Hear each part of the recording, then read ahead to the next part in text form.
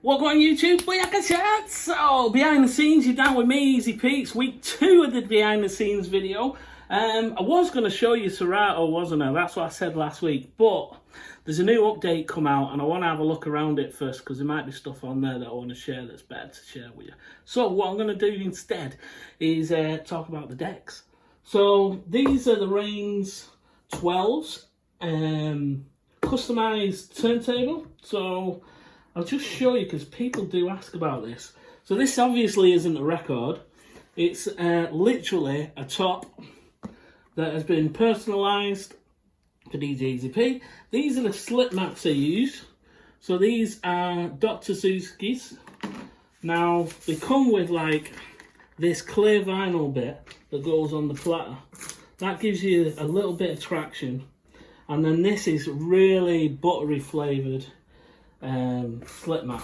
So it's really slippy. A lot of battle DJs use them. And yeah, so that's then how you clip it on and you're away it go. You might see me sometimes when I'm live. I pull these up. It's because of the traction on them sometimes. They get sticky and they get moist, especially when it's sweaty in here with it being a conservatory. Right, so I'll talk you through the deck itself. So first of all, obviously you've got 12-inch player. Got the on-off button here, which switches it on and off, strangely enough. Stop-start, guess what that does? Yeah, it stop-starts it. You've got the 33 RPMs and the 45 RPMs. It does nothing to the music, but some DJs like it spinning faster, some DJs don't. Right, this is the pitch range. Now, pitch is the speed of the song. So it's a normal turntable, a technique would have 8%. So if you've got a pair of 1210s, you'll know it's 8% plus tops on your speed. These though let you go 16%, which is obviously double, and then 50%, which is mental. So I like to have mine on 16% most of the time. Another tip that a lot of DJs use, and a lot of club DJs in particular, is if you want to keep the pace going, then the best way to keep the pace going big time is to speed up the tracks. So having faster music all the time just makes more energy, doesn't it? So if the beat's faster, it's more energetic. And so a lot of DJs play a lot of the songs on plus whatever.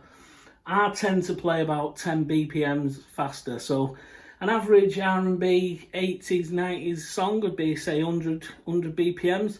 I'm normally sitting around the 110, 115 range. That's how I get the energy. So if you're ever wondering how's Djeasyp get that energy in his show, a lot of it obviously is my personality, but majority of it is the songs and me playing them faster and cutting them in quicker and faster. So that's what you can do with your pitch. This is the pitch control, which controls how fast or slow it goes. This way slow, this goes fast.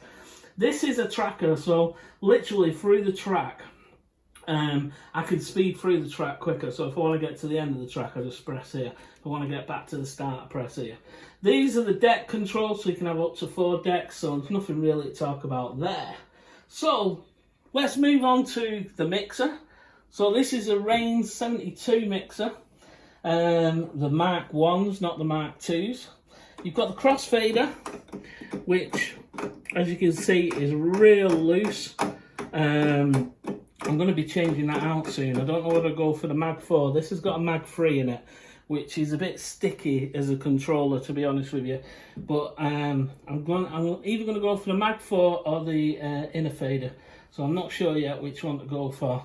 These are the pads, and these are cue pads, and I'm going to show you in a second what these cue pads do. So on the Serato, you would have the record. The start of it would be that.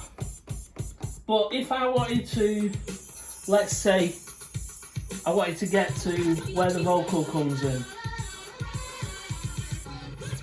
So I might want to come in there where the sample starts. I would literally press that button and then that would... So if I wanted to just jump, I'm off to the next stage. This is where my arms are as well.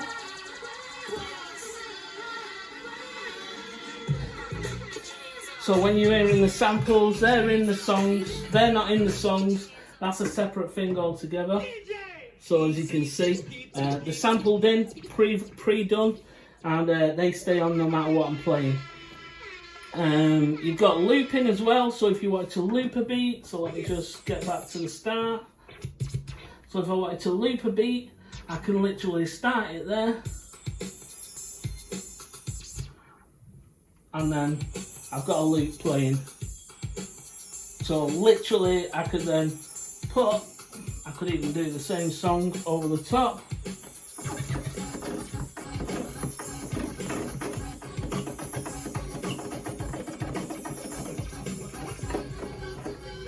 Right, you'll see me using these a lot as well. These are effects. So they give it an echo, and the depth of the echo is determined here, so you could go mental if you want. I tend to keep it around sort of 10 o'clock-ish. That's about the place for me. You can also, you've got high pass and low pass filter here. So you've got this knob here. So you'll hear a lot of DJs, they do the talking, they'll pump it down here for a bit whilst they're doing the talking, so it sounds at this volume. You can also high pass it, which means it takes all the bass out of it. Not something I do often.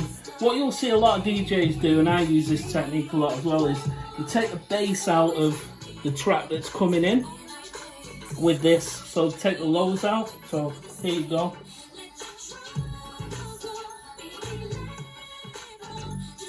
So that takes the bass out.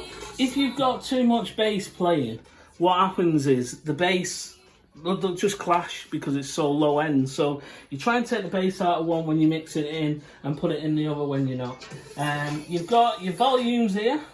So this is your volume as well as these. So these are your faders. Now, if you come to the front here and you look at this front here, this is the cuts on the faders. So in other words, this crossfader, literally I only have to tap it a tiny bit and it cuts off and comes on, whereas these nicely fade in and out, as you can hear.